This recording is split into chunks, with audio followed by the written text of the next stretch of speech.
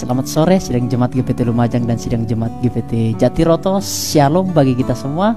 Salam damai sejahtera dari Tuhan Yesus Kristus, Juru Selamat kita, kekasih jiwa kita. Kiranya segala rahmat, kasih karunia, damai sejahtera, pertolongan, perlindungan, kekuatan dari Tuhan selalu melimpah bagi kehidupan kita semua. Kami berharap keadaan Bapak Ibu Saudara dalam keadaan sehat, dalam keadaan kuat, dalam keadaan semangat, dan dalam keadaan sukacita untuk mendengarkan firman Tuhan dan untuk bernyanyi, memuji, memuliakan nama Tuhan. Mari Bapak Ibu Saudara sekalian, sekarang kita akan masuk di dalam ibadah PA kita. Kita persiapkan waktu kita persiapkan pemikiran kita luangkan sejenak waktu kita abaikan sejenak aktivitas kita, dan kita fokus sekarang untuk mendengarkan firman Tuhan dan untuk memuji, memuliakan nama Tuhan. Sebab Tuhan sudah memberikan kita waktu untuk bekerja, dan kita juga harus selalu adil bagi Tuhan untuk kita dapat juga meluangkan waktu untuk beribadah kepada Tuhan Yesus Kristus. Mari Bapak Ibu Saudara sekalian, sebelum kita masuk di dalam pembelajaran kita, ibadah PA kita, saya rindu kita menyanyikan satu pujian. Bapa, Engkau sungguh mengenalku lebih dari siapapun.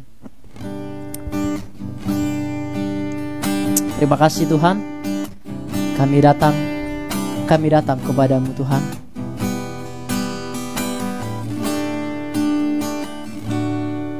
Bapa, Engkau mengenalku lebih dari siapapun. Engkau tahu ceritaku dan isi hatiku. Tak peduli masa lalu, tak peduli masa lalu, Engkau tetap memilihku. Ubahkanku, sempurnakan jadi karya yang indah. Kini aku percaya tiada yang mustahil bagimu. Kuasamu kuatkanku, dasarku berharap. Kini aku berserah pada rancangan-Mu bagiku. Ku ikuti panggilan-Mu, ku kan setia sampai akhir hidupku.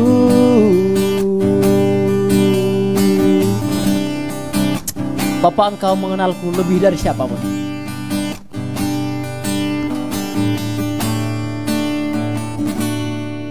Bapa, Engkau mengenalku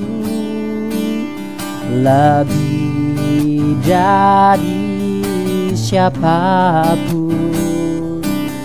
Engkau tahu ceritaku dan isi hatiku.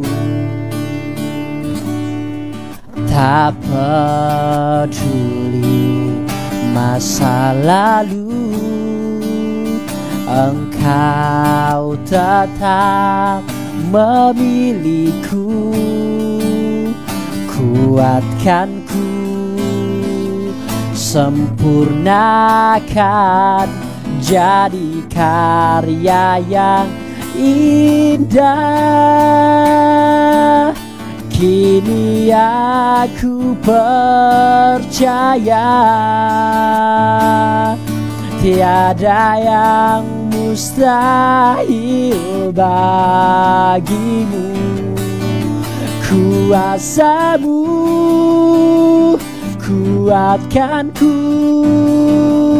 dasarku berharap.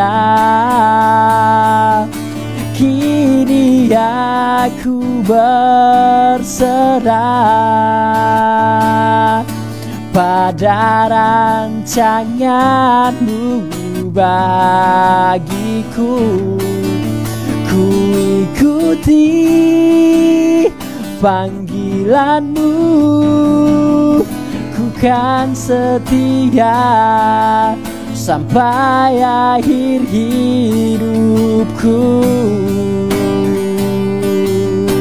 Kini aku percaya, kini aku percaya, tiada yang mustahil bagimu. Kuasa-Mu kuatkanku, dasarku berharap. Kini aku berserah pada rancangan-Mu bagiku. Ku ikuti panggilan-Mu, ku kan setia sampai akhir hidupku. Ku ikuti panggilan-Mu, ku kan setia sampai akhir hidupku. Ku ikuti panggilan-Mu, ku kan setia sampai akhir hidupku.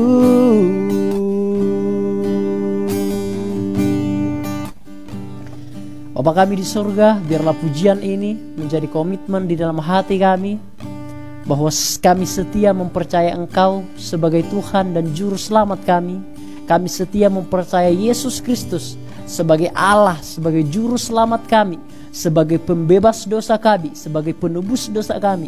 Dan kami akan setia mengikuti Engkau sampai akhir kehidupan kami. Terima kasih Bapa di surga, terima kasih buat hari yang baik yang Tuhan percayakan untuk kami lalui, untuk kami jalani. Kami bisa menjalani ini semua bukan karena kekuatan, kegagahan kami, namun semua karena anugerah pertolongan dari Tuhan, kasih yang dari Tuhan yang selalu melimpah di dalam kehidupan kami. Kami harus meyakini satu hal, bahwa tanpa anugerah Tuhan, tanpa kasih Tuhan, kami semua akan berada di dalam kebinasaan. Namun karena anugerah Tuhan, kami boleh beraktivitas, kami boleh bekerja, kami boleh bernapas, dan juga kami boleh mendengarkan firman Tuhan. Itu semua karena kebaikan anugerah Tuhan dalam kehidupan kami. Terima kasih Bapa di surga. Sebentar kami akan melanjutkan ibadah PA kami, ibadah yang biasa kami jalani setiap minggunya. Namun kiranya ibadah PA ini dapat menjadikan kami semakin kami mengerti apa maksud Tuhan di dalam kehidupan kami, dan kami semakin mengerti sifat-sifat Tuhan, karakter-karakter Tuhan, dan kami mengerti apa yang harus kami lakukan, apa yang harus kami jalankan di hadapan Tuhan selama kami masih hidup di dunia ini. Terima kasih Bapa di surga, dan kami akan memulaikan ibadah PA kami dengan ucapan syukur dalam nama Yesus, penebus dan juru selamat kami yang hidup. Puji Tuhan. Amin. Selamat sore Bapak Ibu Saudara, kami semua rekan-rekan tim pelayanan di tempat ini selalu menyapa Bapak Ibu Saudara, Jemaat GPT Lumajang dan Jatiroto. Shalom bagi kita semua, salam damai sejahtera dari Tuhan Yesus Kristus. Kiranya pertolongan perlindungan Tuhan melimpah bagi kehidupan kita. Mari saudara sekalian, kita akan masuk di dalam ibadah PA kita. Hari ini kita akan masuk di dalam tema yang baru. Minggu lalu kita sudah belajar tentang eklesiologi, kita sudah belajar banyak hal tentang gereja. Kita tahu apa itu gereja universal, kita tahu apa itu gereja lokal, kita tahu itu tugas dan tanggung jawab gereja. Kita juga melihat bahwa ternyata gereja atau bangunan gereja itu selalu diperhatikan oleh Tuhan, atau selalu diperhitungkan oleh Tuhan, atau selalu diinginkan oleh Tuhan untuk dirawat, untuk dibangun, untuk diperhatikan Bapak Ibu Saudara sekalian. Nah, kita sudah menyelesaikan hal itu. Sekarang kita beralih ke tema yang baru saudara sekalian, yaitu eskatologi. Apa sih eskatologi? Bro, apa sih eskatologi? Eskatologi adalah ilmu yang mempelajari tentang akhir zaman, atau ilmu yang membahas, yang mengkaji tentang akhir zaman. Apa yang terjadi setelah akhir zaman? Apa yang terjadi setelah kita mati? Atau apakah tanda-tanda akhir zaman? Kita akan melihat hal itu nanti Bapak Ibu Saudara sekalian. Benarkah ada neraka? Benarkah ada surga? Atau benarkah ketika kita mati nanti dipanggil oleh Tuhan, benarkah kita langsung masuk di dalam kerajaan surga? Ataukah kita ditempatkan di dalam satu tempat perhentian yang dinamakan Firdaus dan seterusnya Bapak Ibu Saudara sekalian. Dan kita akan membahas hal itu semuanya. Apa tanda-tanda akhir zaman? Dan kita nanti akan melihat apakah sudah terjadi tanda-tanda itu di zaman sekarang, sehingga jikalau itu sudah terjadi, kita harus seperti was-was, kita harus perlu mawas diri Bapak Ibu Saudara, kita harus perlu mempersiapkan diri menjelang hari kedatangan Tuhan Yesus itu, atau menjelang hari akhir zaman itu saudara sekalian, supaya kita tidak selalu terkukuh, tidak selalu hanya setiap harinya mencari perkara-perkara yang jasmaniah. Itu baik saja, itu baik sekali.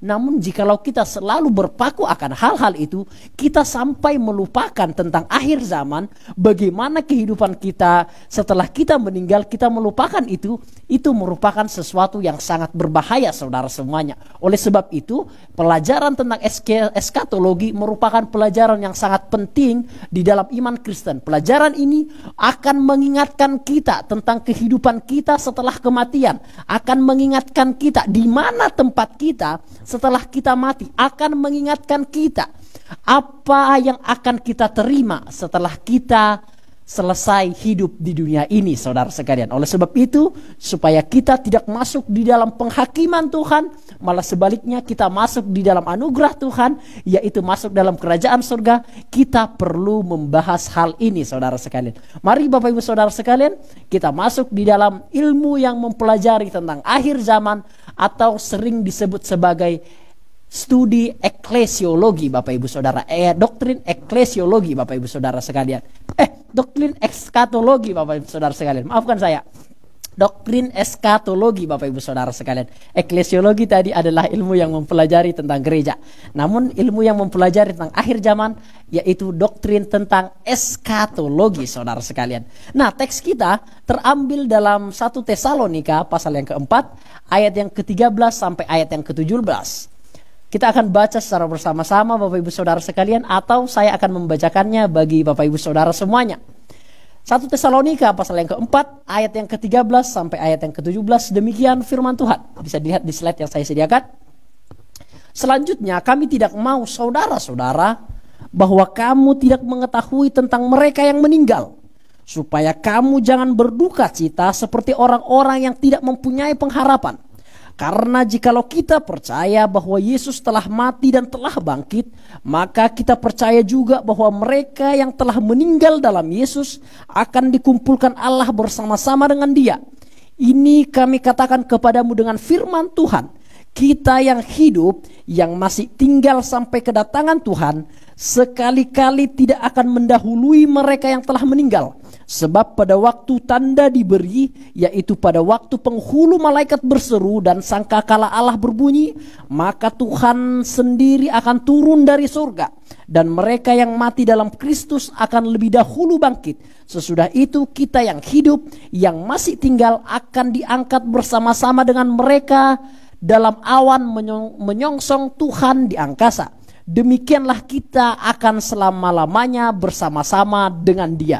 Jadi saudara semua, dalam 1 Tesalonika pasal yang keempat ayat yang ke-13 sampai yang ke-17 merupakan konklusi, merupakan kesimpulan, merupakan intisari dari bagian-bagian surat Tesalonika Bapak Ibu Saudara sekalian.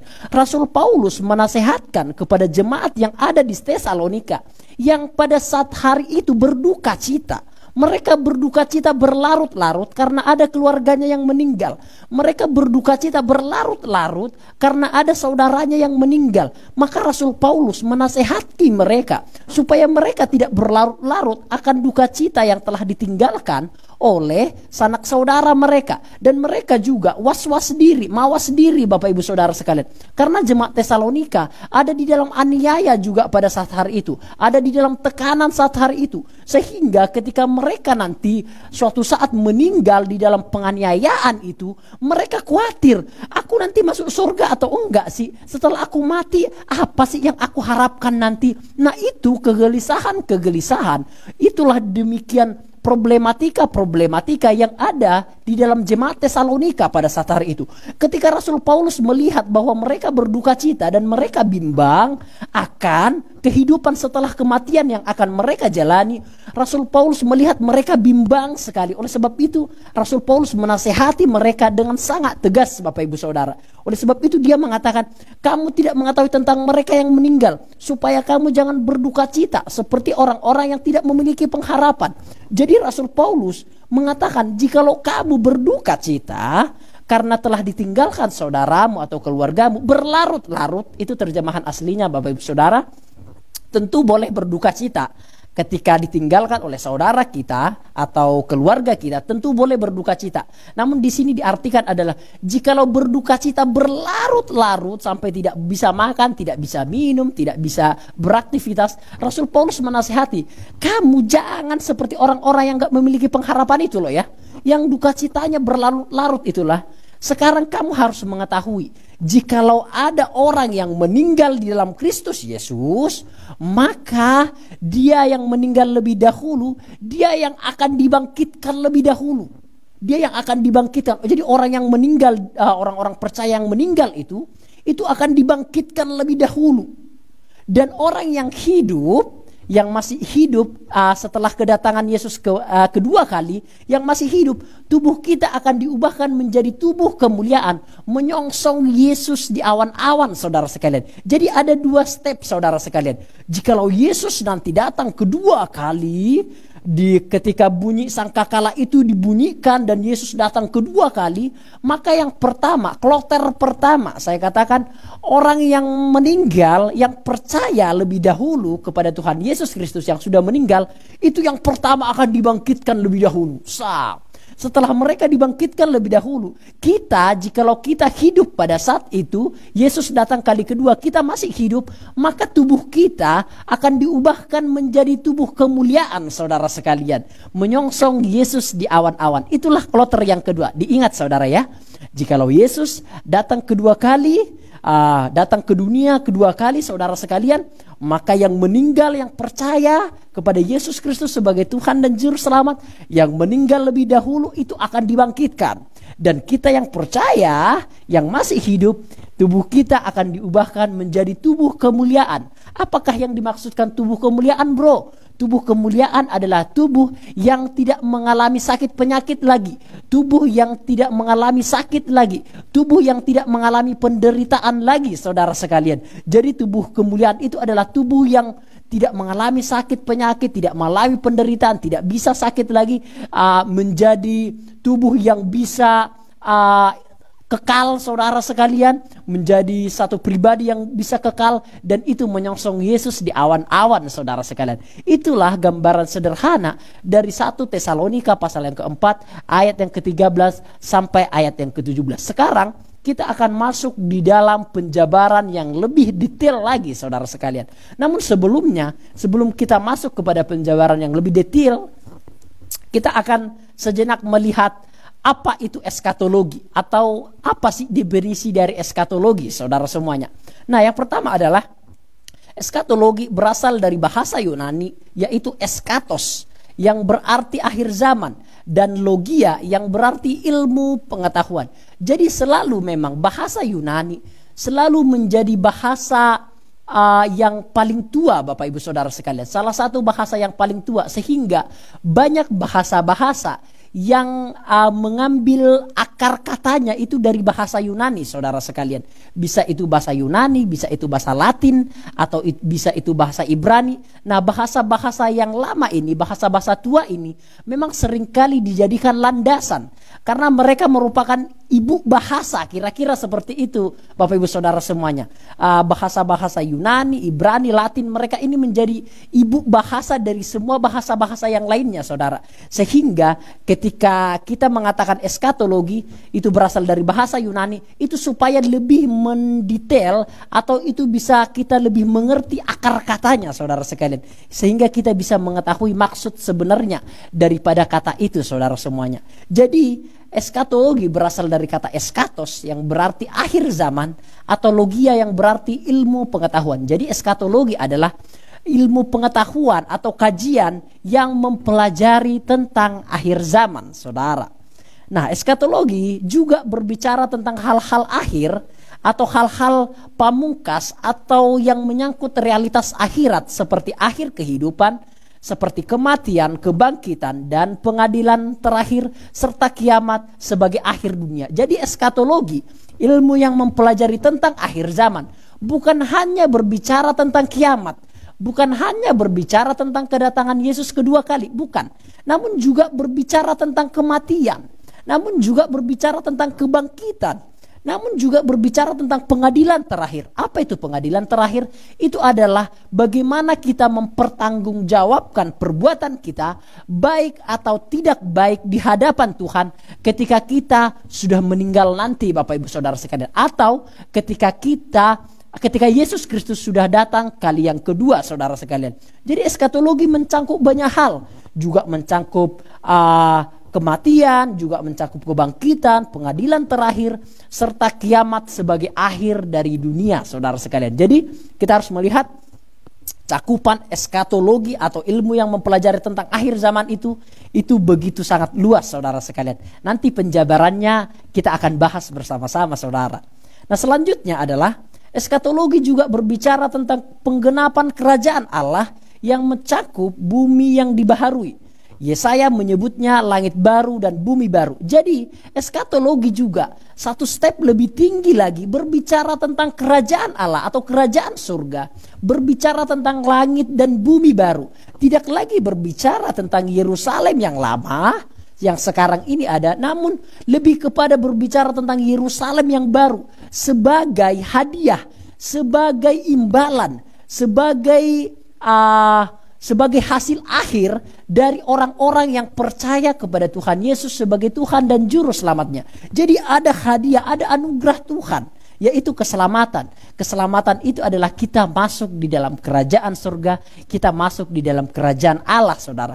Jadi berbicara tentang kerajaan Allah atau kerajaan surga atau surga, itu juga ada di dalam bagian eskatologi, saudara sekalian. Jadi ingat, eskatologi itu bukan hanya berbicara tentang kedatangan Yesus kali yang kedua, itu yang pertama.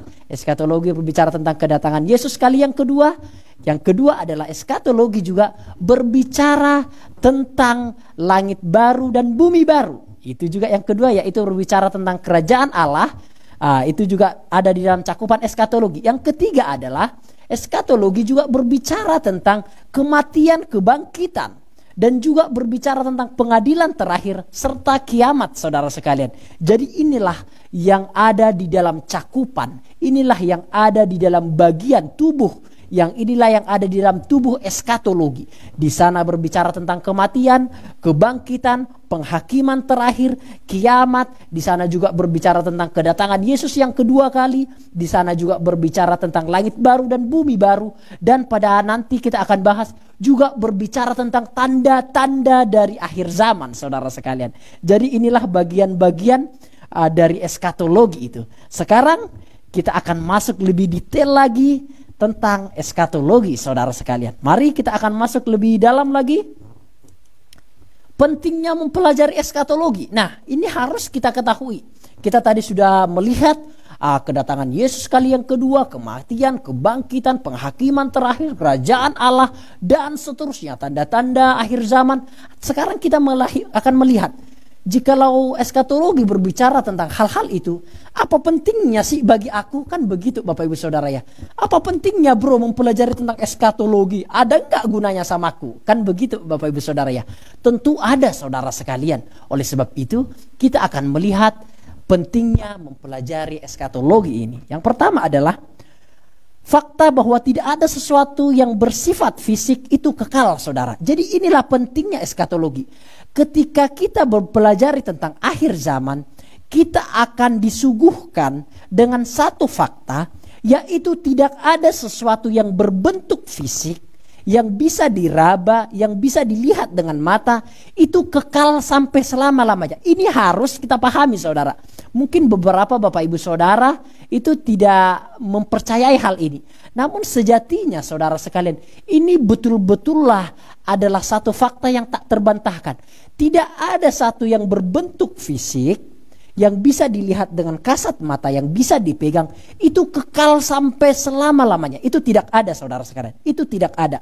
Hal-hal yang lahiriah, hal-hal yang berbentuk fisik kekal sampai selama-lamanya tidak ada. Jikalau bukan dia yang hilang, yang berbentuk fisik itu yang hilang, maka kita yang hilang. Contoh saudara sekalian, mungkin rumah tidak mungkin kekal saudara sekalian. Jikalau bukan rumah itu yang hilang, yang binasa, kita yang hilang atau kita yang meninggal. Kan seperti itu saudara sekalian. Contoh lagi, pekerjaan. Tidak ada pekerjaan yang kekal, ada masa pensiun. Kita tidak mungkin berada di pekerjaan itu sampai seumur hidup kita. Jikalau bukan pekerjaan itu yang hilang, maka kita yang tidak ada lagi atau kita yang dipanggil oleh Tuhan. Contoh lagi apa? Handphone.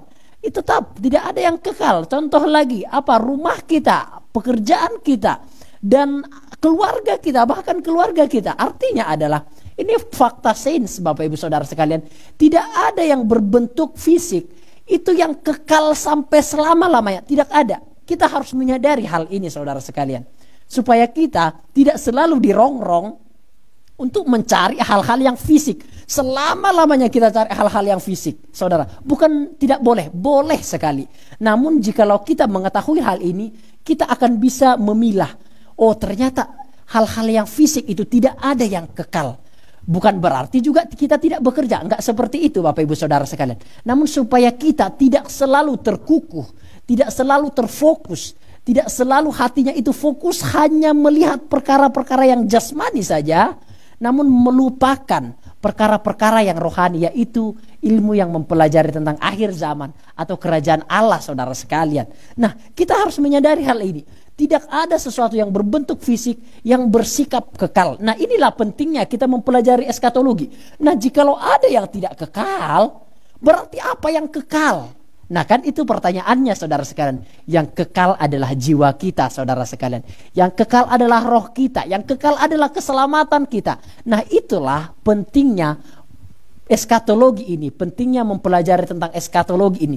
Nanti kita akan melihat setelah kematian, kita akan mengetahui apa yang akan terjadi setelah kita dipanggil oleh Tuhan, saudara sekalian. Nah yang kedua, pentingnya mempelajari eskatologi adalah fakta bahwa manusia mengharapkan hal yang lebih dari dunia. Nah ini jelas saudara sekalian. Manusia itu selalu mengharapkan hal-hal yang lebih dari materi. Hal-hal yang lebih daripada hal-hal jasmani. Hal-hal yang lebih dari hal-hal fisik saudara. Percaya enggak? Manusia itu mengharapkan hal itu. Mengapa banyak orang memberikan amal? Bapak Ibu tahu mengapa banyak orang memberikan amal? Karena dia takut jikalau ia meninggal, maka dia akan masuk di dalam neraka. Sehingga secara psikologis dia banyak memberikan amal. Supaya apa? Supaya sekiranya dia berpikir, kiranya amalku ini bisa menutup kejahatanku yang dulu. Itu sifat dasar manusia saudara sekalian. Saya tidak berbicara kekristenan, saya berbicara agama universal saudara sekalian. Banyak orang yang memberikan amal supaya ia bisa mempertimbangkan, supaya ia bisa melihat, supaya ia mungkin bisa meyakini, setidaknya nanti amalku ini bisa menutupi kekuranganku. Setidaknya nanti amalku ini bisa untuk menimbang kejahatanku yang dulu sehingga bisa mengurangi kejahatanku dan saya masuk di dalam kerajaan surga. Itu memang sifat dasar manusia, saudara sekalian. Apa artinya? Artinya adalah manusia selalu mengharapkan hal yang lebih dari materi, hal yang lebih dari jasmani, hal yang lebih dari harta, bayangkan. Bahkan saudara sekalian, hal yang lebih dari harta. Jadi manusia memang selalu mengharapkan itu. Bahkan saya katakan motivasi orang yang selalu memberikan amal hampir selalu supaya mereka, kesalahan mereka diampuni oleh Tuhan, supaya mereka bisa masuk di dalam kerajaan Allah. Namun beda dengan iman Kristen. Kita memberikan amal, kita memberikan berkat bukan supaya kita selamat, namun karena kita sudah diselamatkan. Jadi beda konsepnya, saudara sekalian. Agama-agama dimanapun berada mereka memberikan amal supaya mereka selamat. Kita sebaliknya, kita memberikan amal, kita memberikan persembahan, kita memberikan persepuluhan karena kita sudah diselamatkan, saudara sekalian. Jadi beda konsepnya. Namun kebanyakan manusia selalu mengharapkan hal-hal yang lebih dari materi, yaitu keselamatan jiwa mereka, saudara sekalian. Nah, ini pentingnya mempelajari tentang eskatologi. Yang ketiga adalah fakta bahwa tidak ada manusia yang kekal. Nah, ini sudah saya bahas, saudara sekalian. Atau fakta ilmiah, saudara. Jadi tidak ada manusia yang kekal. Albert Einstein, seorang pemikir terkemuka, seorang filsafat yang terkemuka, saudara sekalian, dia akhirnya meninggal.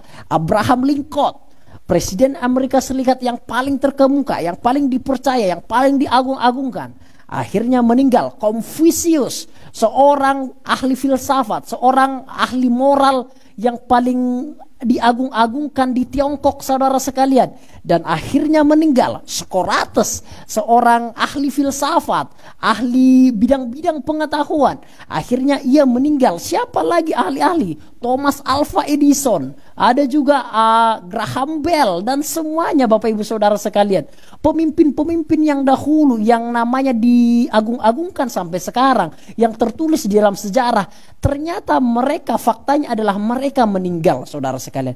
Nah, ini merupakan pentingnya belajar eskatologi. Kita juga harus menyadari bahwa hidup ini tidak kekal, saudara sekalian. Berapa banyak orang yang ganti jantung loh. Berapa banyak orang yang ganti jantung, ganti mata, ganti bagian-bagian organ-organ tubuh, operasi plastik dan seterusnya. Supaya apa? Supaya mereka ingin hidup kekal, namun faktanya adalah mereka tetap mati, saudara sekalian. Nah, ini penting. Jikalau kita mengetahui hal ini, kita setidaknya nanti bisa melihat apa yang akan terjadi setelah kita meninggal, Bapak Ibu Saudara sekalian. Bagi orang yang tidak menganggap penting eskatologi, dia tidak akan mengetahui apa yang akan terjadi setelah ia meninggal. Namun, jikalau orang yang menganggap eskatologi itu penting, dia akan mengetahui apa yang akan terjadi setelah kita dipanggil oleh Tuhan, saudara sekalian. Seterusnya adalah fakta sejarah, bahwa sejarah tidak berjalan dengan sendirinya. Sejarah akan menuju pada penggenapannya yang sempurna. Jadi saudara sekalian, sejarah ini berjalan. Mulai dari sejarah Adam dan Hawa, masuk kepada sejarah Nuh, masuk kepada sejarah Abraham, masuk kepada sejarah Musa, masuk kepada sejarah ke-12 suku Israel, masuk kepada sejarah Raja Saul, masuk kepada sejarah Raja Daud, Raja Salomo. Kerajaan itu terpecah menjadi dua, kerajaan selatan, kerajaan utara. Masuk kepada pembuangan Babilonia, masuk kepada pembuangan di Asyur. Setelah itu masuk kepada rakyat bangsa Israel itu dikembalikan ke Yerusalem. Setelah itu berselang waktu 400 tahun baru Yesus lahir. Setelah Yesus lahir 30 tahun Yesus di dunia ini, masuk zaman Roh Kudus, tanda petik, atau masuk pencurahan Roh Kudus. Dan sampai sekarang tahun 2021, sejarah ini tetap berjalan, saudara sekalian. Sejarah ini tetap berjalan. Namun ingat, sejarah ini akan berhenti pada penggenapannya, yaitu ketika Tuhan Yesus datang kali yang kedua. Sejarah ini akan berhenti, saudara sekalian. Sejarah memang masih berjalan, namun akan sampai kepada penggenapan yang sempurna, yaitu adalah kedatangan Yesus yang kedua kali. Nah, ini pentingnya belajar eskatologi, saudara sekalian. Dan yang terakhir adalah menjawab misteri di balik kematian. Nah, ini penting. Berkaitan dengan pengharapan spiritual, saudara sekalian. Nah, inilah penting-pentingnya mempelajari eskatologi. Jadi, ilmu yang mempelajari tentang eskatologi adalah satu bidang yang sangat penting untuk kita pelajari. Kenapa? Karena langsung bersentuhan dengan kehidupan kita sehari-hari. Apakah Bapak Ibu selalu memikirkan hari kematian Bapak Ibu Saudara sekalian?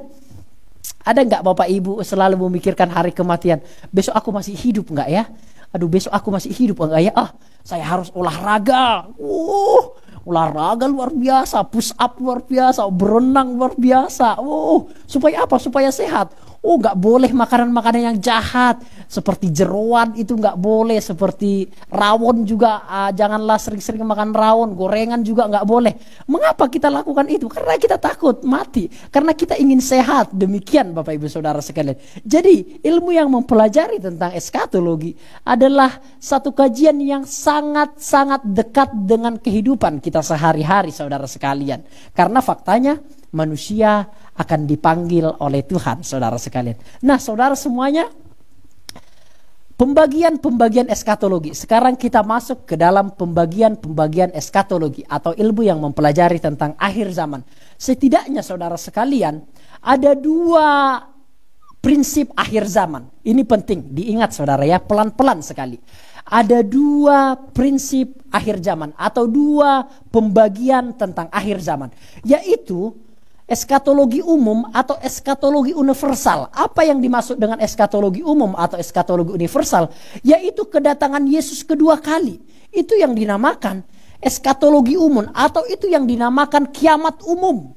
Kiamat universal itu adalah kedatangan Yesus kedua kali. Ketika Yesus datang kedua kali, kapan itu bro? Tidak ada yang tahu. Itu Alkitab jelas mengatakannya. Namun ketika Yesus datang kedua kali, maka itu dinamakan kiamat universal atau kiamat umum. Jadi kiamat universal juga atau kiamat umum itu juga berbicara tentang kebangkitan orang mati, juga berbicara tentang penghakiman terakhir, juga berbicara tentang keadaan terakhir orang saleh dan orang durhaka, dan juga eskatologi universal juga berbicara tentang kerajaan Allah. Jadi ingat saudara sekalian ya, eskatologi atau ilmu yang mempelajari tentang akhir zaman dibagi menjadi 2, yaitu akhir zaman yang bersifat universal, yaitu kedatangan Yesus kedua kali, kebangkitan orang mati, penghakiman terakhir, keadaan terakhir orang saleh dan orang durhaka. Jadi kita tahu nanti keadaan orang saleh itu di mana, kita tahu nanti, dan keadaan orang durhaka itu di mana, kita tahu nanti. Juga eskatologi universal juga berbicara tentang kerajaan Allah atau berbicara tentang surga, Bapak Ibu Saudara semuanya. Yang kedua adalah eskatologi personal atau individual atau akhir zaman yang bersifat individual, bersifat personal, yaitu kematian jasmani kita, yaitu kekekalan jiwa, yaitu kebangkitan orang mati dan status saudara sekalian. Jadi seperti ini saudara sekalian. Kiamat itu atau akhir zaman itu saya sederhanakan menjadi 2. Jikalau Yesus datang kedua kali, itu dinamakan kiamat universal atau akhir zaman yang bersifat universal. Namun jikalau kita yang datang kepada Bapa, nah itu yang dinamakan kiamat atau akhir zaman personal. Sekarang bisa dibedakan saudara ya. Jikalau Yesus yang datang kepada kita, maka itu yang dinamakan kiamat universal. Namun jikalau kita yang datang lebih dahulu kepada Bapa, maka itu yang dinamakan kiamat atau akhir zaman personal saudara sekalian. Nah ini kan kita sudah tahu, kita kan makin cerdas hari ini. Jadi kiamat itu ada 2. Jikalau kita yang gak datang kepada Bapa, Yesus yang datang kepada kita. Jikalau bukan Tuhan yang datang kepada kita, kita yang datang kepada Tuhan saudara sekalian. Jikalau Tuhan datang kepada kita di awan-awan, maka itu dinamakan kiamat akhir zaman universal. Jikalau kita yang datang kepada Tuhan, maka itu yang dinamakan akhir zaman yang bersifat individual atau personal saudara sekalian. Kiranya bisa dimengerti saudara sekalian ya. Saya yakin kita bisa mengerti karena sangat sederhana saudara semuanya. Oke, sekarang kita masuk dalam pembahasan yang seterusnya. Kita sudah melihat pembagian dari eskatologi. Nah, kita akan melihat satu statement, satu quotes dari Bapak Gereja, yaitu Martin Luther, Bapak Ibu Saudara semuanya. Dia berkata, aku hanya mempunyai 2 hari di dalam hidup ini, yaitu hari ini dan hari itu. Saya mau hidup hari ini dalam terang hari itu, yaitu hari kedatangan Kristus yang kedua. Jadi pengharapan dan kerinduan kita akan dunia yang penuh bahagia dan ideal akan dipenuhi pada akhir zaman. Jadi begini saudara sekalian, ini mungkin kata-kata yang sangat dalam seperti itu, namun saya sederhanakan seperti ini. Martin Luther berkata, aku hidup ini hanya 2 hari aja. Hari ini dan hari yang akan datang itu. Apa hari yang akan datang itu? Yaitu hari kedatangan Yesus kedua kali. Jadi bagi Martin Luther, hidup itu hanya 2 hari. Kalau bukan hari ini, yaitu hari kedatangan Yesus kedua kali. Karena apa? Karena ketika Yesus datang kedua kali, itulah merupakan momen yang sangat indah. Itulah momen yang paling bahagia. Itulah momen hari yang paling sukacita di dalam hidupnya. Karena dia merasa hari itulah yang paling bahagia dan paling ideal di dalam kehidupannya, saudara sekalian. Jadi Martin Luther menganggap bahwa harinya hanya 2 hari saja. Jikalau bukan hari ini, yaitu hari itu, yaitu hari kedatangan Yesus kedua kali, Bapak Ibu Saudara sekalian. Bapak Ibu Saudara, kita harus selalu merindukan kedatangan Yesus kedua kali. Ini merupakan, mungkin beberapa orang berkata ini konyol. Namun seharusnya memang demikianlah Bapak Ibu Saudara semuanya. Memang ada orang yang menganggap di dunia ini sangat indah. Ada beberapa orang yang menganggap di dunia ini seperti surga. Seperti surga bagi dia dunia ini. Namun ada juga beberapa orang menganggap dunia ini seperti neraka. Nah, kita harus bisa memandang dari kedua sisi ini, saudara sekalian. Beberapa manusia menganggap dunia ini begitu sangat indah, begitu seperti surga, mungkin kehadapannya yang tenang, benderang, terkecukupi, tidak ada masalah mungkin, Bapak Ibu Saudara sekalian. Namun beberapa orang dan tidak sedikit orang menganggap bahwa dunia ini adalah neraka. Baginya dunia ini adalah penderitaan yang begitu sangat luar biasa, sehingga di dalam hatinya itu selalu ingin dipanggil Tuhan saja, selalu ingin bertemu dengan Tuhan saja, selalu ingin mati saja. Bahkan beberapa orang mau ingin bunuh diri. Karena apa? Karena dia menganggap dunia ini terlalu kejam untuk dirinya. Dia tidak siap hidup di dunia ini. Dia terlalu lemah untuk hidup di dunia yang keras ini. Nah, ini fakta-fakta ini kita harus ketahui, saudara sekalian. Nah, tapi Martin Luther beda. Dia tidak menganggap bahwa dunia ini kejam. Enggak, Bapak Ibu Saudara sekalian. Dia tidak menyesali dia hidup di dunia ini. Dia tidak menyesali. Kenapa demikian? Karena dia menganggap bahwa hidupku 2 hari, yaitu kehidupanku hari ini, dan kehidupanku yaitu hari yang akan datang itu, yaitu kerajaan surga itu, yaitu kedatangan Yesus kedua kali itu. Jadi maksudnya saudara, dari pembicaraan dari perkataan Martin Luther ini, kita diajarkan bahwa kita hidup itu harus adil, harus stabil, Bapak Ibu Saudara sekalian. Kita jangan menganggap di dunia ini seperti neraka, namun juga jangan menganggap dunia ini adalah surga, Bapak Ibu Saudara. No. Jikalau kita menganggap dunia ini sebagai surga, Bapak Ibu, kita akan selalu terfokus hal-hal yang jasmaniah selama-lamanya. Namun kita juga jangan menganggap bahwa dunia ini adalah neraka. Tidak boleh, saudara sekalian. Semenderita-menderitanya kita, masih ada orang yang lebih menderita daripada kita, Bapak Ibu Saudara sekalian. Sebanyak-banyaknya masalah kita, tetap ada orang yang lebih banyak masalahnya dibandingkan kita. Seberapa banyaknya air mata yang telah kita teteskan, yang kita curahkan, masih banyak orang yang lebih meneteskan banyak air mata dibandingkan kita, Bapak Ibu Saudara sekalian. Selemah-lemahnya fisik kita, masih banyak orang yang lebih lemah fisiknya daripada kita, Bapak Ibu Saudara sekalian. Sejelek-jeleknya wajah kita, lebih banyak orang yang wajahnya lebih jelek daripada kita menurut pandangan manusia, Bapak Ibu Saudara. Jadi Bapak Ibu, jangan juga menganggap dunia ini sebagai neraka, enggak. Namun jangan juga menganggap dunia ini sebagai surga, karena itu akan membuat kita terfokus selalu akan hal-hal yang jasmania. Artinya apa? Kita harus stabil, kita harus mensyukuri kita hidup di dunia ini, dan kita harus juga selalu merindukan kedatangan Yesus kedua kali, Bapak Ibu Saudara sekalian. Amin, Bapak Ibu Saudara. Mari kita akan masuk di dalam pembahasan yang selanjutnya, Saudara sekalian. Nah, di awal-awal ini kita hanya akan membahas kulit-kulitnya saja. Kita hanya akan membahas pengertian-pengertian dasarnya saja. Di minggu-minggu depan mungkin Kak Olpi akan bahas, mungkin kita akan membahas hal yang lebih detail lagi. Karena pembahasan tentang eskatologi begitu sangat dalam, Saudara sekalian. Nah, kita akan masuk dalam pengertian-pengertiannya lebih dahulu. Contohnya, definisinya atau pengertiannya tadi kita sudah melihat pengertian dari eskatologi. Juga pembagian-pembagian eskatologi, yaitu kiamat itu akhir zaman itu, Yesus datang kedua kali itu akhir zaman, kita datang kepada Tuhan itu juga dinamakan akhir zaman, Saudara sekalian. Dan kita juga sudah melihat tadi bahwa hidup itu harus stabil. Kita tidak boleh menganggap dunia ini sebagai surga, namun kita juga tidak boleh menganggap dunia ini sebagai neraka. Kita harus memiliki porsi yang stabil, Saudara sekalian. Nah, sekarang kita masuk di dalam istilah-istilah eskatologinya, Saudara sekalian.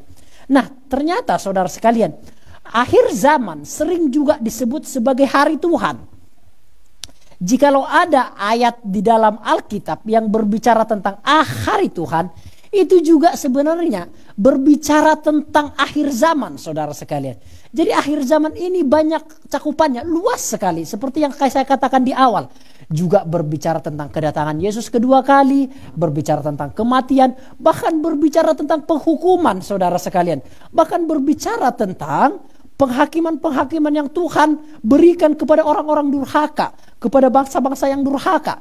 Itu juga dinamakan akhir zaman, Saudara sekalian. Jadi hari Tuhan yang ada di dalam Kisah Rasul pasal yang kedua ayat yang ke-20, juga 2 Petrus pasal yang ketiga ayat yang ke-10, 1 Tesalonika 5 ayat yang kedua, dan juga di dalam Perjanjian Lama, Saudara sekalian. Jikalau ada hari Tuhan, itu juga kadang berbicara tentang akhir zaman, Saudara sekalian. Penghakiman Tuhan itu juga berbicara tentang akhir zaman. Karena hari Tuhan identik dengan penghakiman Tuhan, identik dengan teguran Tuhan, identik dengan teguran-teguran, identik dengan penghukuman-penghukuman Tuhan yang Tuhan berikan kepada bangsa-bangsa yang jahat, Saudara sekalian. Jadi Tuhan menghukum bangsa yang jahat seperti itu.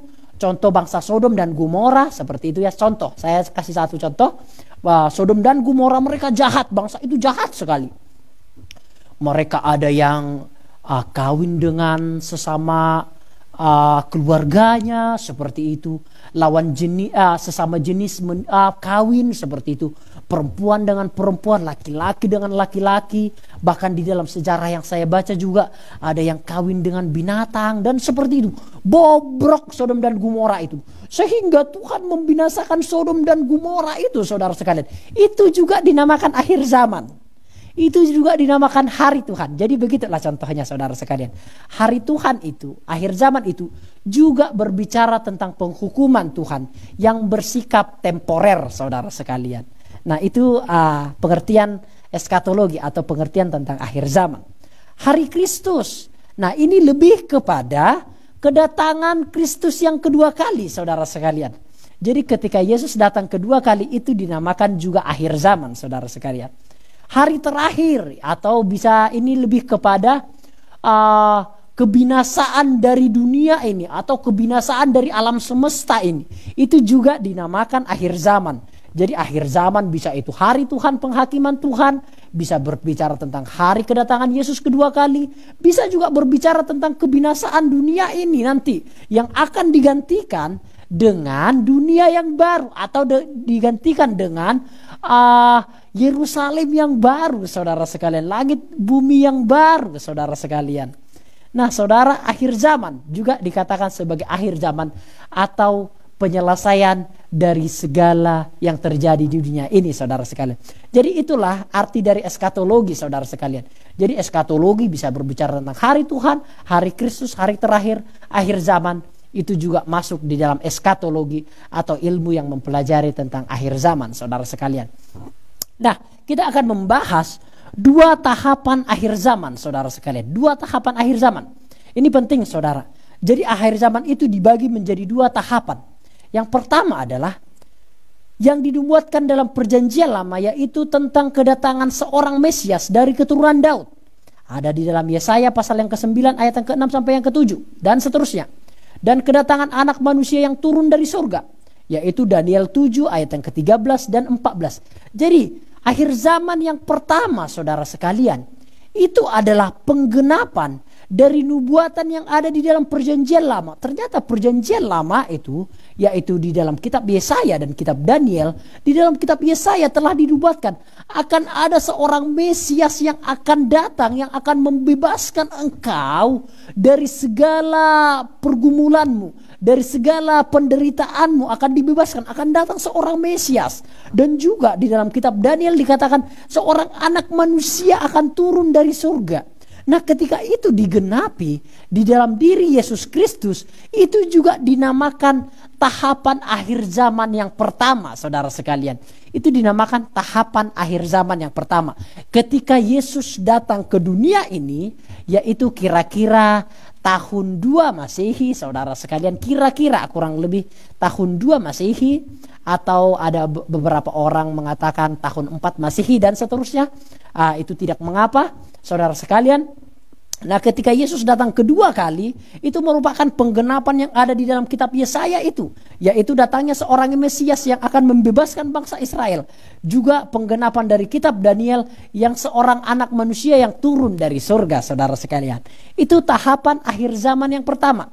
Nah, tahapan akhir zaman yang kedua adalah yaitu tentang penggenapan akan kedatangan Kristus yang kedua ke dalam dunia. Nah, ini tahapan yang kedua. Jadi tahapan yang pertama, penggenapan Yesus datang ke dunia ini dari perjanjian lama.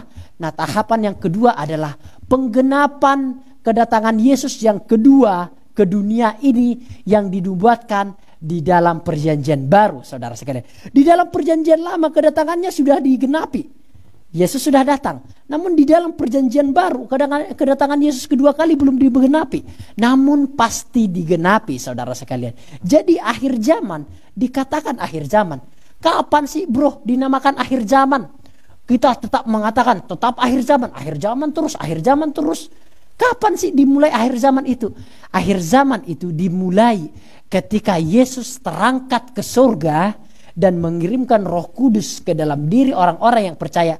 Mulai saat hari itulah dinamakan akhir zaman, saudara sekalian. Sekarang kan kita tahu akhir zaman, mulai dikatakan akhir zaman yaitu setelah Yesus terangkat ke dunia dan mengirimkan Roh Kudus di dalam diri orang yang percaya.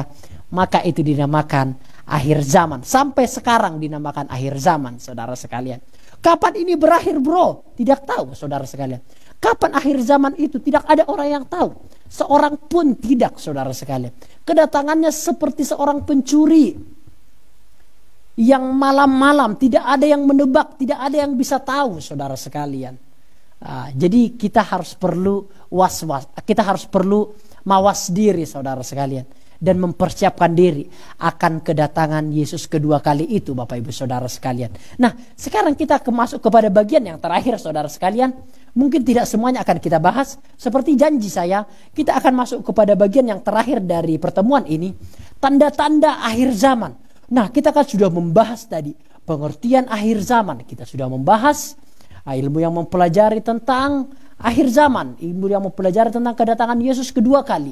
Nah, juga kita sudah membahas tadi juga dua bagian eskatologi. Jikalau bukan kita yang datang kepada Tuhan, Tuhan yang datang kepada kita. Kita juga sudah membahas tadi pembagian-pembagian eskatologi, yaitu kedatangan Yesus pertama kali ke dunia ini, itu dinamakan akhir zaman yang pertama. Kedatangan Yesus yang kedua kali, itu yang dinamakan akhir zaman terakhir, Bapak Ibu Saudara sekalian. Nah, sekarang kita akan fokus kepada kedatangan Yesus yang kedua kali. Apa sih tanda-tandanya kiamat? Apa sih tanda-tandanya akhir zaman? Kita akan membahas bersama-sama. Kita akan masuk di dalam poin yang pertama. Tanda-tanda akhir zaman yang pertama adalah penampakan perang, kelaparan, dan gempa bumi. Saya bisa kasih ayatnya, saudara sekalian. Di dalam Matius pasal yang ke-24, ayat yang ke-4 sampai ayat yang ke-8. Saya akan bacakan bagi kita semua. Engkau akan mendengar bunyi-bunyi peperangan dan kabar-kabar tentang peperangan. Tetapi janganlah engkau gelisah, karena semua hal itu harus terjadi. Tetapi kesudahannya belumlah tiba, karena bangsa akan bangkit melawan bangsa, dan kerajaan melawan kerajaan, dan akan ada kelaparan, wabah, dan gempa bumi di berbagai tempat. Semua itu adalah awal dari penderitaan. Nah, saudara sekalian, Alkitab memang tidak menjelaskan kapan akhir zaman itu. Mengapa sih Alkitab tidak menjelaskan kapan waktunya akhir zaman itu? Karena jikalau Tuhan menjelaskan kapan akhir zaman itu, manusia itu akan bobrok luar biasa, saudara sekalian. Contoh saudara sekalian. Contoh, jika mungkin Tuhan menjelaskan kiamat itu akan terjadi 3050 tahun, tahun 3050 tahun, maka kita di sini manusia ini akan berperilaku bobrok luar biasa. Akan saling memakan, akan saling membunuh dunia ini, Bapak Ibu Saudara sekalian. Itu yang pertama, saudara sekalian.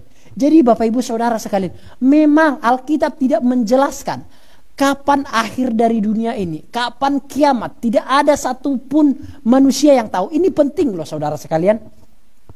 Jikalau ada orang yang berkata, aku ada orang yang berbicara tentang aku, Tuhan berbicara kepadaku bahwa kiamat itu akan terjadi tahun 2022, 2025, 2030. Bapak Ibu Saudara sekalian, jangan percaya hal itu. Saya bisa mengatakan itu. Jangan pernah percaya orang itu, Bapak Ibu Saudara sekalian. Karena Alkitab jelas berkata tidak ada seorang pun yang tahu. Bahkan seorang anak tidak tahu di dalam kemanusiaannya. Bahkan Yesus tidak tahu di dalam kemanusiaannya.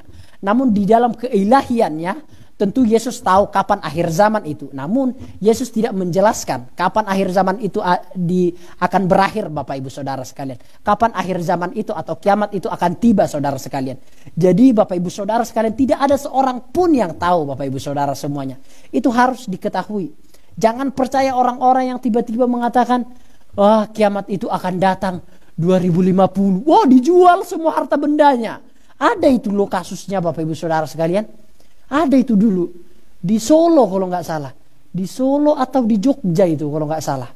Ada sekelompok gereja yang pendetanya itu berkata kiamat akan terjadi 2020 atau 2010, saya nggak tahu, lupa saya. Tahun 2000 atau 2020 itu saya kurang tahu. Nah, jemaatnya itu diberitahukan perkara hal itu. Wow, jemaatnya itu menjual harta bendanya, semuanya dijual habis. Ternyata tidak kiamat, Bapak Ibu Saudara. Akhirnya melarat mereka semua. Akhirnya bahkan pendeta ini ditangkap, kalau nggak salah beritanya demikian, Bapak Ibu Saudara sekalian. Jadi jangan pernah percaya orang-orang yang mengatakan kiamat itu akan terjadi tahun segini, tanggal segini. Nggak ada. Itu omong kosong, Bapak Ibu Saudara sekalian. Alkitab tidak pernah menjelaskan kapan akan terjadi kiamat atau akhir zaman itu. Namun yang penting adalah Alkitab menjelaskan kepada kita bahwa tanda yang pertama, mungkin hanya satu tanda yang akan saya bagikan hari ini. Tanda yang pertama adalah akan ada peperangan. Itu jelas, saudara. Sekarang malah momen-momen peperangan. Bahkan Palestina dengan Israel lagi gempar-gemparnya sekarang, saudara sekalian. Lagi memanas-memanasnya sekarang. Bahkan Indonesia sok mau ikut campur urusan-urusan kenegaraan bagian sana, saudara sekalian. Membela dan lain sebagainya. Padahal tidak ada urusan agama di sana. Itu murni politik. Namun karena Indonesia buta dengan hal itu, mereka mengatakan itu ada juga unsur agama di sana. Enggak ada sama sekali, saudara sekalian. Ini penting, saudara, sebagai pengetahuan umum. Kejadian yang ada di dalam Palestina ataupun di Israel itu murni politik. Itu murni perebutan kekuasaan. Itu murni peperangan politik. Itu murni keegoisan dari kedua belah pihak, Bapak Ibu Saudara sekalian. Jadi Bapak Ibu Saudara, tidak ada unsur agama di sana. Enggak ada sama sekali, saudara sekalian. Jadi Bapak Ibu Saudara sekalian, nah peperangan yang ada terjadi di Palestina dan juga di Israel, ini sudah lagi gembar-gembornya. Ini lagi memanas-memanasnya. Ini berada di puncaknya, saudara sekalian. Bahkan seluruh negara ingin ikut terlibat di dalam hal ini. PBB juga terlibat, ingin mendamaikan kedua belah pihak ini. Namun kebanyakan negara angkat tangan karena memang kedua negara ini bersikukuh bahwa ternyata Yerusalem itu adalah bagian dari Palestina, Yerusalem itu bagian dari Israel, Gaza itu bagian dari Palestina, Gaza itu bagian dari Israel. Kedua belah pihak ini saling bersikukuh, saudara sekalian. Nah, peperangan itu terjadi. Nah, jikalau ini sudah kita lihat, kita harus mawas diri, saudara sekalian, bahwa memang akhir zaman itu sudah dekat. Saya meyakini hal itu, saudara sekalian. Dan itu jelas. Dulu peperangan tidak terlalu seberbahaya ini atau se-booming ini, saudara sekalian. Memang ada peperangan. Perang Dunia Pertama memang ada. Perang Dunia Kedua memang ada. Namun, saudara sekalian, karena setelah Perang Dunia Kedua kan dibangunlah Perserikatan Bangsa-Bangsa. Kan begitu Bapak Ibu Saudara ya. Supaya meminimalis tidak terjadi peperangan lagi, saudara sekalian. Maka dibangun Perserikatan Bangsa-Bangsa yang di dalamnya tergabung beberapa ratus bangsa-bangsa ada seperti itu. Walaupun beberapa bangsa yang lain atau negara yang lain tidak tergabung di dalam PBB itu. Namun kebanyakan dari negara yang ada di dalam dunia sudah tergabung di dalam Perserikatan Bangsa-Bangsa itu. Sehingga itu meminimalis terjadinya peperangan dunia ketiga. Nah, namun ternyata hal itu luput, saudara sekalian. Hal itu bocor, ternyata tetap terjadi peperangan, saudara sekalian, yaitu Palestina dan juga bangsa Israel, saudara sekalian. Dan kita harus mawas diri terhadap peperangan ini. Berarti memang hari kedatangan Tuhan itu sudah dekat, saudara sekalian. Tuhan menegur orang-orang semuanya.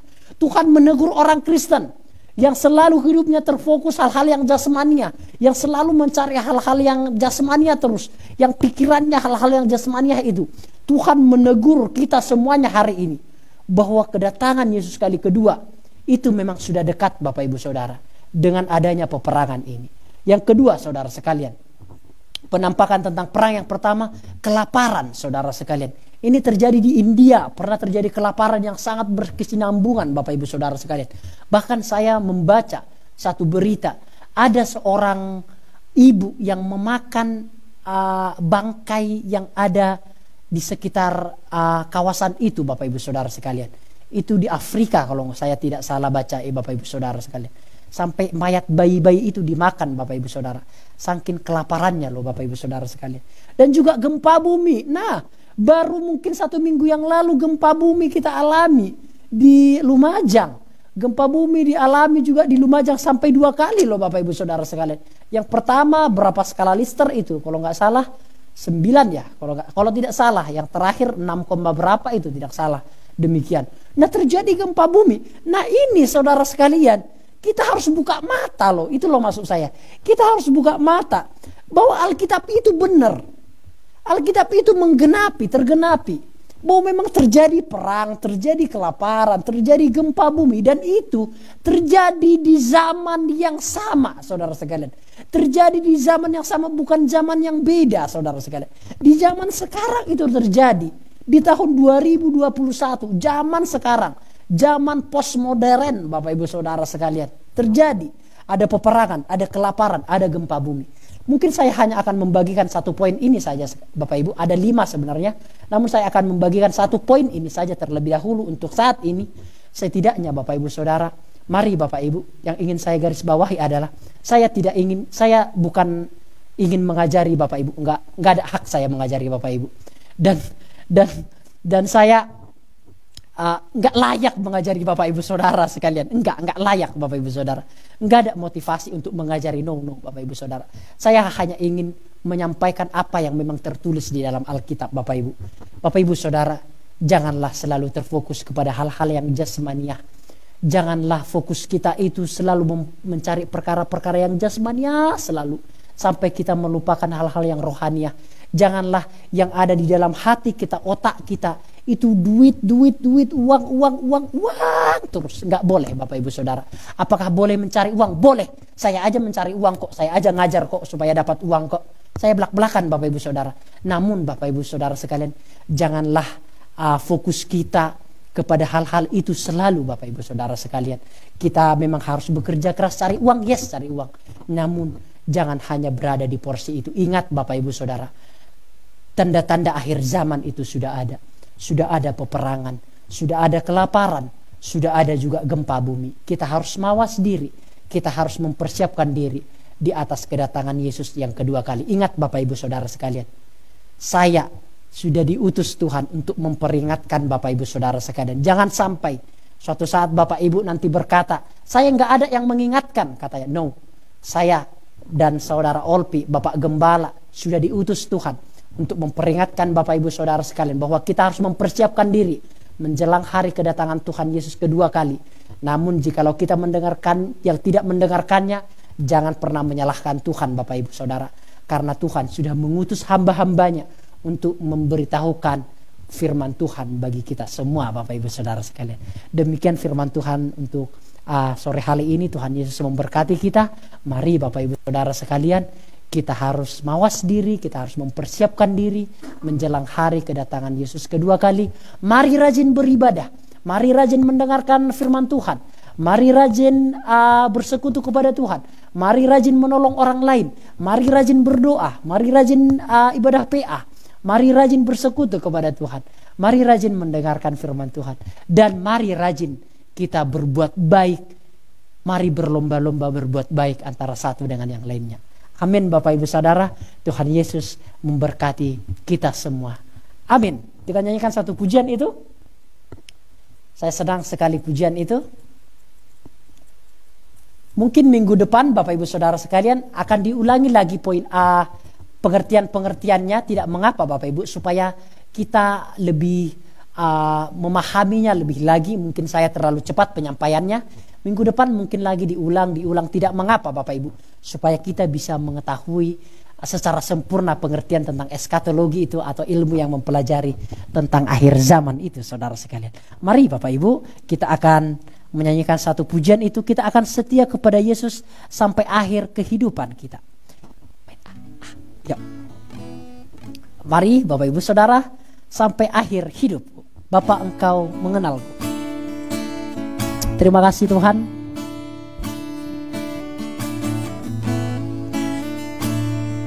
Terima kasih Bapa di surga. Bapa, Engkau mengenalku lebih dari siapapun. Engkau tahu ceritaku dan isi hatiku. Tak peduli masa lalu, Engkau tetap memilihku. Kuatkanku, sempurnakan, jadi karya yang indah.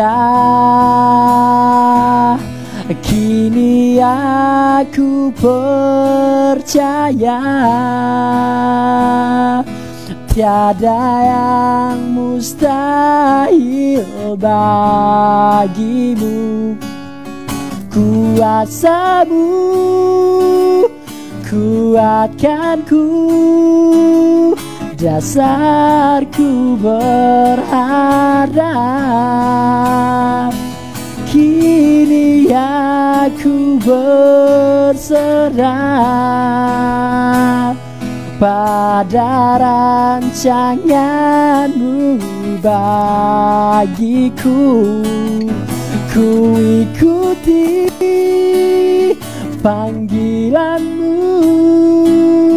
ku kan setia sampai akhir hidupku. Bait yang kedua, tak peduli masa lalu, Engkau tetap memilihku.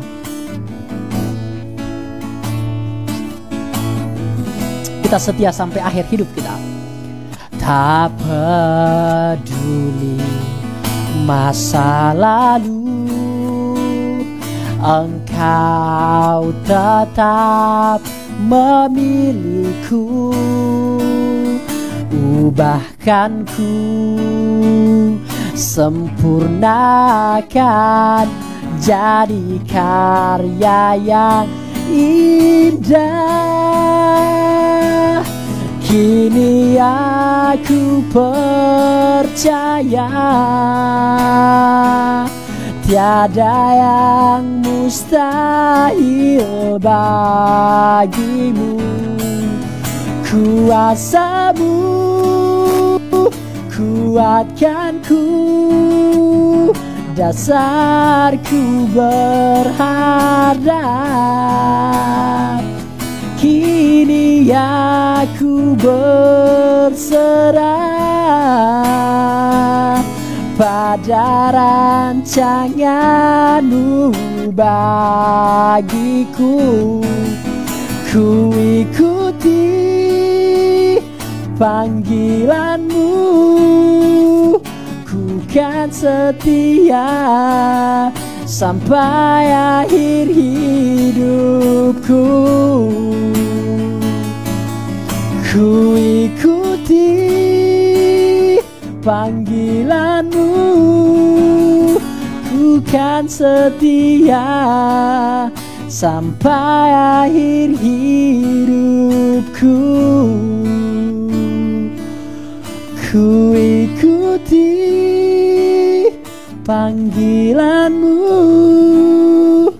ku kan setia sampai akhir hidupku.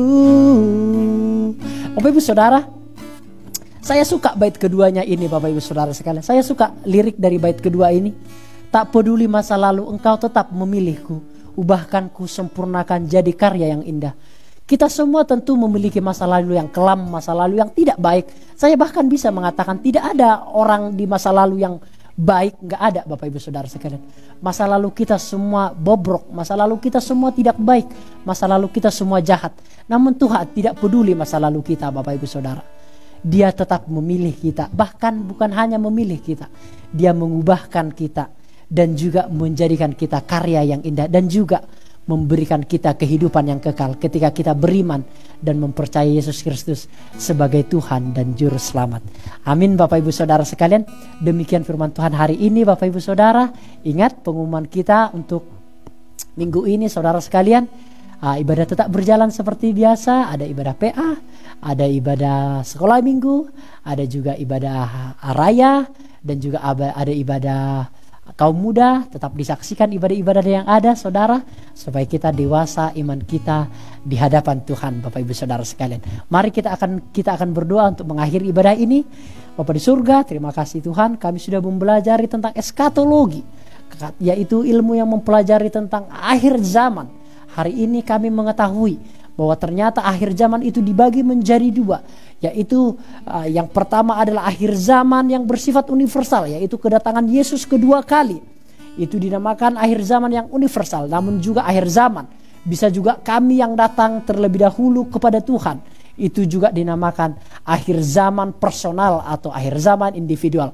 Hendaknya kami mawas diri ya Tuhan, untuk mempersiapkan diri untuk kedatangan Yesus yang kedua kali. Bahkan kami mempersiapkan diri, kami juga memiliki kemungkinan untuk terlebih dahulu bisa datang kepada Tuhan, dipanggil oleh Tuhan. Terima kasih Bapa di surga. Hendaknya kami rajin, hendaknya kami setia, hendaknya kami tetap beriman, hendaknya kami tetap beribadah dan tetap mendengarkan firman Tuhan. Terima kasih Bapa di surga, terima kasih. Ini doa kami dalam nama Yesus. Puji Tuhan.